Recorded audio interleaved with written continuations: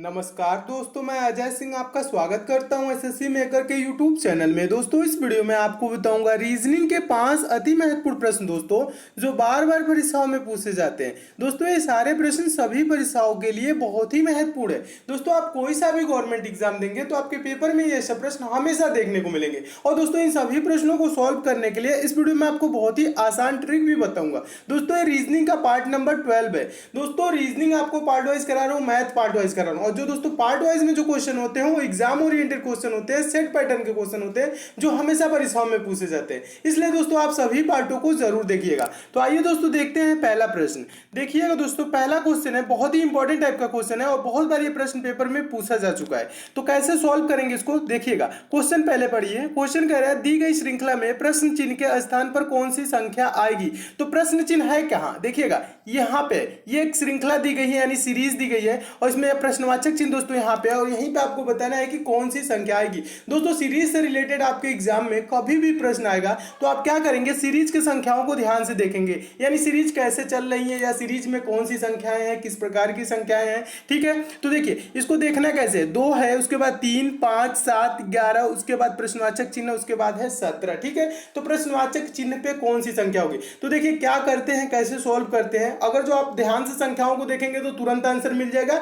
नहीं तो दोस्तों इसको सॉल्व करने का दूसरा भी तरीका होता है। दूसरा तरीका क्या होता है दोस्तों, देखिए यहां पे 2 से क्या है 3, यानी वृद्धि कितने की हुई दोस्तों, 1 की। 3 के बाद क्या है दोस्तों 5, 2 की वृद्धि। फिर 5 के बाद है 7, फिर 2 की वृद्धि। फिर दोस्तों उसके बाद 7 से 11 है यानी कि 4 की वृद्धि हुई है। फिर 11 से प्रश्नवाचक चिन्ह, उसके बाद से 17 है। ठीक है, तो यहां पे दोस्तों ये जो संख्याओं की वृद्धि हुई है 1 2 2 4, इसमें कोई आपको सीक्वेंस नजर आ रहा है, यानी लग रहा है कि संख्याएं लगातार बढ़ रही है या घट रही, कुछ ऐसा नहीं, ऐसा कुछ भी नहीं लग रहा है। 1 के बाद 2 है, फिर से 2 हो गया है, इसलिए आपको ऐसा कुछ भी नहीं यहां पे नजर आएगा कि संख्याएं कैसी बढ़ रही है। जब दोस्तों ऐसा कुछ भी नजर ना आए तब क्या करेंगे दोस्तों, आप संख्याओं को ध्यान से देखेंगे, संख्याएं कैसी आपको नजर आ रही है। कहने का मतलब 2 है, 3 है, 5 है, 7 है, 11 है, प्रश्नवाचक चिन्ह है, 17 है। तो यानी देखिए अब ये संख्याएं क्या है दोस्तों, ये संख्याएं अभाज्य संख्याएं हैं। जितनी भी संख्याएं हैं आगे जो बढ़ रही हैं अभाज्य संख्याओं का ये श्रेणी चल रहा है, यानी कि श्रृंखला जो है दोस्तों ना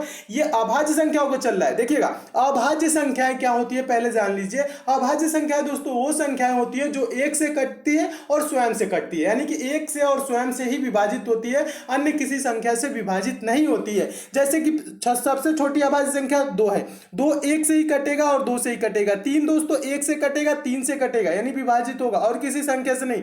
3 के बाद अगली विभाजित कौन संख्या आती है, अभाज्य संख्या 5 आता है। 5 के बाद 7 आता है, 7 के बाद 11 आता है। 11 भी क्या है, अभाज्य संख्या है। 11 1 से ही कटेगा और किससे कटेगा दोस्तों, 11 से ही कटेगा, अन्य किसी संख्या से नहीं कटेगा। 11 के बाद दोस्तों कौन सा संख्या आता है, 12 नहीं आता है। 12 क्यों नहीं आता है, 12 में दोस्तों 2 से भी भाग जा सकता है। ठीक है, 1 से भी जाएगा, 2 से भी जाएगा, 3 से भी जाएगा, 4 से भी जाएगा, 6 से भी जाएगा, 12 से भी जाएगा, यानी इतनी संख्याओं से इसमें 12 में भाग चला जा सकता है, ठीक जा सकता है। ठीक है, तो इसलिए 12 क्या होगा, अभाज्य संख्या नहीं होगा। 12 के बाद क्या आता है दोस्तों 13। 13 क्या है दोस्तों, 11 के बाद 13 ही अभाज्य संख्या है। ठीक है, तो 13 अभाज्य संख्या है, यानी 13 में 1 से ही और 13 से ही भाग दिया जा सकता है और किसी संख्या से भाग नहीं जा सकता, इसलिए यहां पे प्रश्नवाचक चिन्ह पे क्या होगा दोस्तों 13 होगा। 14 नहीं होगा, देखिएगा ऑप्शन में 14 भी दिया है, 14 नहीं होगा क्योंकि 14 में 1 से भी भाग चला जाएगा, 2 से भी जाएगा, 7 से भी जाएगा, 14 से भी जाएगा। और अभाज्य संख्या कौन संख्या होती है, जिसमें 1 से जाए और स्वयं से भाग जाए, वही से होती है। और 15 भी आपका बीच में यहां पे नहीं होगा, ऑप्शन नंबर डी में 15 दिया है, ये भी नहीं होगा। क्यों नहीं होगा, क्योंकि इसमें दोस्तों 3 से भाग जा सकता है, 5 से भी जा सकता है, 1 से भी जा सकता है, 15 से भी जा सकता है, कई संख्याओं से जा सकता है, इसलिए ये भी नहीं होगा। यानी कि 11 के बाद जो अभाज्य संख्या है 11 और 13 के बीच कौन सी अभाज्य संख्या होती है, 11 और 17 के बीच दोस्तों 13 होता है। ठीक है, तो 13 यहां पे प्रश्नवाचक चिन्ह पे होगा। तो मैं उम्मीद करता हूं दोस्तों आप इस प्रश्न को बहुत अच्छे तरीके से समझ गए होंगे और इस टाइप के क्वेश्चन आपके एग्जाम में आएगा तो आप अच्छे से सॉल्व कर लेंगे। चलिए नेक्स्ट क्वेश्चन देखते हैं दोस्तों। अगला क्वेश्चन दोस्तों, अगला क्वेश्चन बहुत इंपॉर्टेंट क्वेश्चन है और दोस्तों लास्ट में आपसे एक प्रश्न पूछूंगा जिसका आंसर आपको कमेंट बॉक्स में देना है। ठीक है, उसका आंसर आप सभी स्टूडेंट जितने भी हैं सारे स्टूडेंट कमेंट जरूर करेंगे। बहुत ही इंपॉर्टेंट टाइप का क्वेश्चन है और एग्जाम में पूछा गया क्वेश्चन है। तो चलिए दूसरा क्वेश्चन देखते हैं। दूसरा क्वेश्चन के लिए भी बहुत आसान तरीका समझा रहा हूं, देखिएगा कैसे ब्लड रिलेशन के प्रश्नों को बिना पेन उठाए सॉल्व किया जाता है, समझिएगा। क्वेश्चन पढ़िए। क्वेश्चन कह रहा है, एक तस्वीर की ओर इशारा करते हुए वाजपेयी कहता है, वह मेरे भाई के पिता की इकलौती पुत्री का पुत्र है। वाजपेयी का तस्वीर वाले व्यक्ति से क्या संबंध है? दोस्तों ऐसे क्वेश्चन कभी भी आए आपके एग्जाम में तो आपको करना क्या चाहिए दोस्तों, अपने से रिलेट करके प्रश्न को सॉल्व करना चाहिए। अपने से रिलेट करके सॉल्व करेंगे तो तुरंत ये प्रश्न सॉल्व हो जाता है बिना पेन उठाए। देखिए बता रहा हूं दोस्तों कैसे अपने से रिलेट किया जाता है। देखिए यहां कह रहा है ना, एक तस्वीर की ओर इशारा करते हुए वाजपेयी कहता है, ठीक है। वाजपेयी यानी कोई व्यक्ति, मान लीजिए दोस्तों वाजपेयी की जगह आप हैं, आप कह रहे हैं, ठीक है।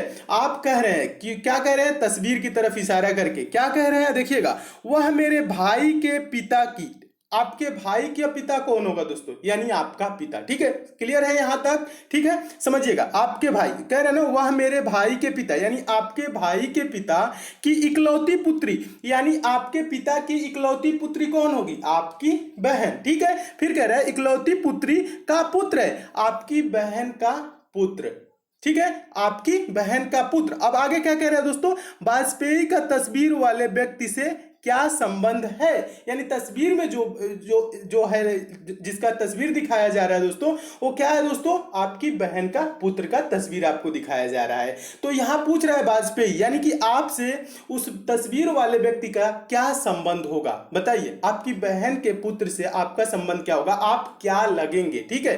तो यहां पे आप क्या लगेंगे, देखिएगा यहां पे है ना, वाजपेयी का, समझिएगा यहां पे दो टाइप के क्वेश्चन बनते हैं। वाजपेयी का तस्वीर वाले व्यक्ति से क्या संबंध है, यानी कि वाजपेयी का वो तस्वीर वाला जो व्यक्ति है वो क्या लगेगा, ये प्रश्न का मतलब ये है, क्या लगेगा दोस्तों, भतीजा या भांजा, यानी कि बहन का पुत्र आपका क्या लगेगा, आपकी बहन का, आपका बहन की, देख समझिएगा, सॉरी यहाँ पे आपकी बहन का पुत्र आपका क्या लगेगा, तो यहाँ पे क्लियर है, भांजा लगेगा। तो ऑप्शन नंबर ए इसका सही हो जाएगा दोस्तों, भतीजा या भांजा दिया है ना, यही इसका राइट आंसर हो जाएगा, भांजा लगेगा। ऑप्शन नंबर कौन सा सही हो जाएगा, ए सही हो जाएगा। तो मैं उम्मीद करता हूं दोस्तों आप इस प्रश्न को भी बहुत अच्छे तरीके से समझ गए होंगे, और इस टाइप के भी क्वेश्चन आपके एग्जाम में आएगा तो आप अच्छे से सॉल्व कर लेंगे। इसमें ज्यादा कुछ भी नहीं किया जाता है दोस्तों, अपने से रिलेट किया जाता है और तुरंत आंसर आ जाता है। चलिए नेक्स्ट क्वेश्चन की तरफ चलते हैं। अगला क्वेश्चन देखिएगा, तीसरा क्वेश्चन भी बहुत इंपॉर्टेंट क्वेश्चन है, बहुत बार एग्जाम में ये पूछा जा चुका है, और इस टाइप का क्वेश्चन आया तो कैसे सॉल्व किया जाता है मैं आपको समझा रहा हूं, समझिएगा। प्रश्न है दोस्तों, दिए शब्दों को अर्थपूर्ण क्रम में व्यवस्थित करें और नीचे दिए गए विकल्पों से उपयुक्त क्रम का चयन करें, ठीक है। तो देखिए कैसे चयन करने आपको समझा रहा हूं। इसमें कौन कौन से शब्द दिए गए हैं दोस्तों, वर्षा है, मानसून है, बचाव है, बाढ़ है, आश्रय है, राहत है, ठीक है। ये शब्द दिए गए हैं और इन्हीं शब्दों को क्या करना है दोस्तों, व्यवस्थित क्रम में करना है, ठीक है। व्यवस्थित क्रम में करने का मतलब है क्या, अर्थपूर्ण क्रम में व्यवस्थित करें, यानी कहने का मतलब है दोस्तों, इसको व्यवस्थित कैसे करेंगे, पहले क्या आएगा उसके बाद क्या आएगा उसके बाद क्या आएगा, ऐसे इसको रखना है, ठीक है। तो यहां पे देखिए वर्षा पहले आएगा या मानसून, बचाव, बाढ़, आश्रय, क्या पहले आएगा, तो देखिए मैं आपको समझा रहा हूं। पहले दोस्तों आएगा मानसून, यानी कि 2 नंबर हो जाएगा पहले, समझिएगा 2 नंबर क्या हो जाएगा दोस्तों, पहले हो जाएगा। उसके बाद जब मानसून आएगा तब क्या होगा दोस्तों, वर्षा होगी, तो ये क्या हो जाएगा 1 नंबर उसके बाद चला जाएगा, ठीक है। जब वर्षा होगी, जब ज्यादा वर्षा हो जाएगी तो क्या होगा दोस्तों, बाढ़ आ जाएगा, यानी फिर क्या हो जाएगा दोस्तों, 4 नंबर हो जाएगा, समझिएगा। बाढ़ जब आ जाएगी तब क्या होगा दोस्तों, रेस्क्यू, यानी कि बचाव किया जाएगा, ऑप्शन ये तीसरा, तब क्या हो जाएगा दोस्तों, बचाव किया जाएगा, ये तीसरा नंबर आ जाएगा। जब बचाव किया जाएगा तो क्या होगा दोस्तों, जो बचे हुए लोग रहेंगे उनको क्या किया जाएगा, शेल्टर, यानी कि आश्रय दिया जाएगा, तो ये आश्रय लेंगे, यानी कि फिर क्या हो जाएगा, 5 नंबर हो जाएगा। जब आश्रय जब लेंगे लोग तो रिलीफ महसूस करेंगे, यानी उनको राहत मिलेगी, ये क्या हो जाएगा, उसके बाद 6 नंबर हो जाएगा, ठीक है।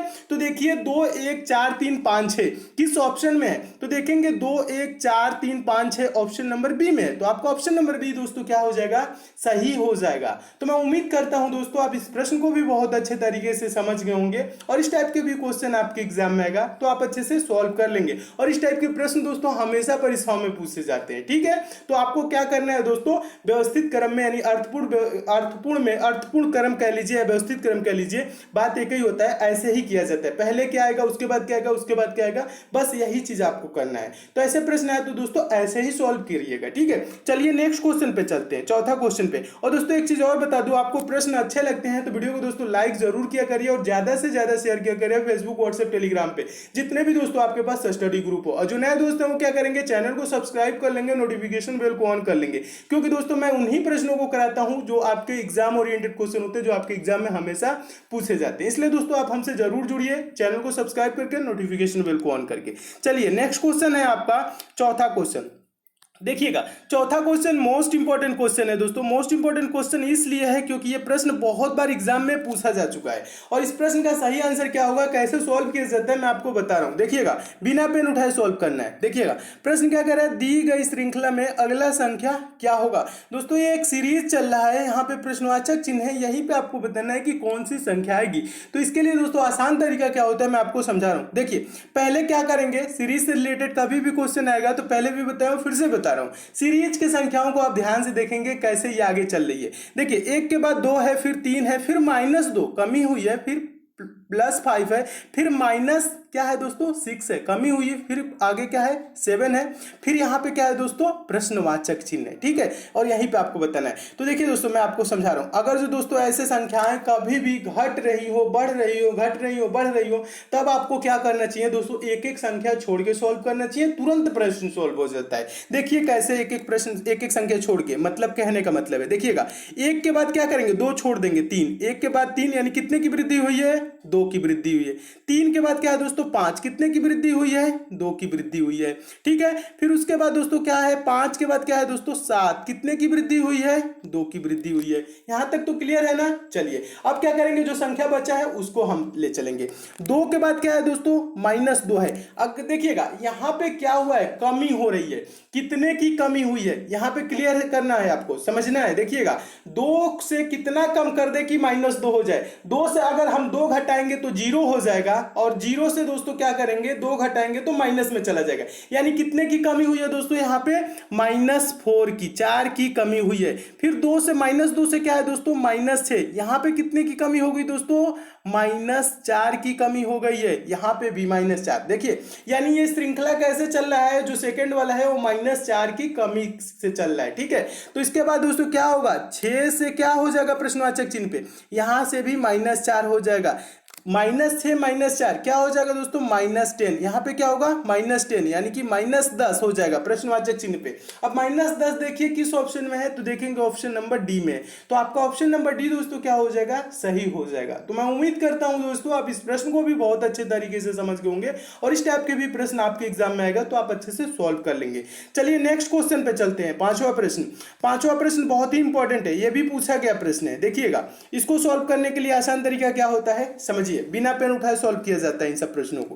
प्रश्न क्या कह रहा है, प्रश्न कह रहा है 6a7b3 = 60 तथा 11a9b6 = 165 हो तो 10a11b5 क्या होगा, ये पूछ रहा है। ठीक है, तो दोस्तों ऐसे क्वेश्चन है तो आपको ज्यादा दिमाग लगाने की जरूरत नहीं है। देखिए करना क्या होता है मैं आपको समझा रहा हूं। यहां पे जो है ना, ये इनमें संख्याएं क्या दी गई है दोस्तों, 6 7 और क्या है 3, उसके बाद क्या है =60। यानी आप दोस्तों यहाँ पे क्या है, यहाँ पे ए दिया हुआ है और यहाँ पे बी, और ए और बी की जगह पे आप दोस्तों कोई सिंबल रखेंगे, मैथमेटिकल सिंबल रखेंगे, क्या कर दे कि दोस्तों 60 हो जाए। ठीक है, तो देखिए यहाँ पे 6 7 3 को आप कुछ भी करके 60 लाइए। तो कैसे ला सकते हैं, तो देखिएगा मैं समझा रहा हूं। अगर जो मैं बोलूं दोस्तों 7 और 3 को क्या करिए दोस्तों, जोड़ लीजिए, 7 और 3 को जोड़ लीजिए और 6 से गुणा कर लीजिए। यानी कहने का मतलब है दोस्तों बी की जगह प्लस और ए की जगह गुणे। ठीक है, ये रखना है। ठीक है, तो 7 और 3 को दोस्तों जोड़ेंगे तो क्या हो जाएगा, 10 हो जाएगा, और गुणे दोस्तों 6 करेंगे तो क्या हो जाएगा दोस्तों, 60 हो जाएगा।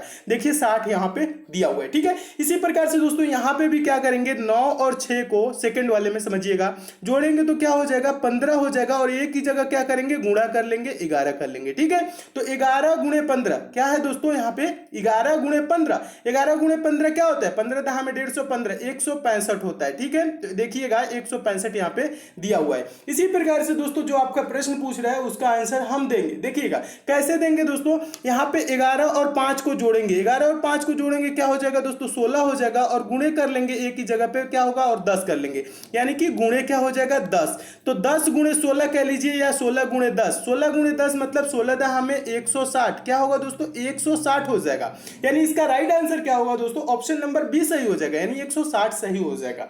तो मैं उम्मीद उम्मीद करता हूं दोस्तों आप इस प्रश्न को भी बहुत अच्छे तरीके से समझ गए होंगे और इस टाइप के भी क्वेश्चन आपके एग्जाम में आएगा तो आप अच्छे से सॉल्व कर लेंगे। दोस्तों इसमें और भी क्वेश्चन है, उसको मैं नेक्स्ट पार्ट में करा दूंगा। अगर आपको किसी अन्य चैप्टर में प्रॉब्लम है या किसी अन्य टॉपिक में प्रॉब्लम है तो उसका चैप्टर का नाम दोस्तों क्या करेंगे, कमेंट करके जरूर बताएंगे किसमें आपको प्रॉब्लम होती है। उस चैप्टर से भी रिलेटेड मैं आपको प्रश्न बहुत जल्द करा दूंगा, ठीक है।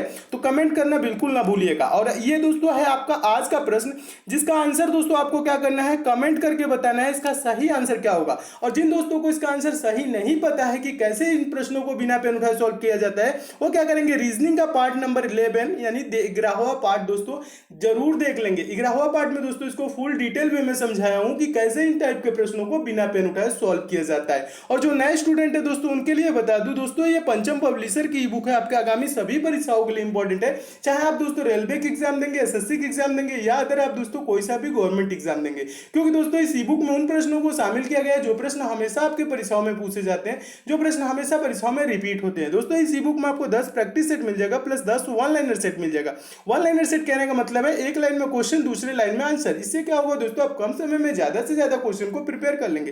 दोस्तों आपके एग्जाम में 1 से 2 दिन का भी टाइम रहेगा तो इस ई बुक को लेकर आप जरूर पढ़ लीजिएगा, आपके एग्जाम में काफी हेल्प मिलेगी। क्योंकि दोस्तों इसमें साइंस, जनरल अवेयर्स और करंट अफेयर के इंपॉर्टेंट प्रश्नों को शामिल किया गया।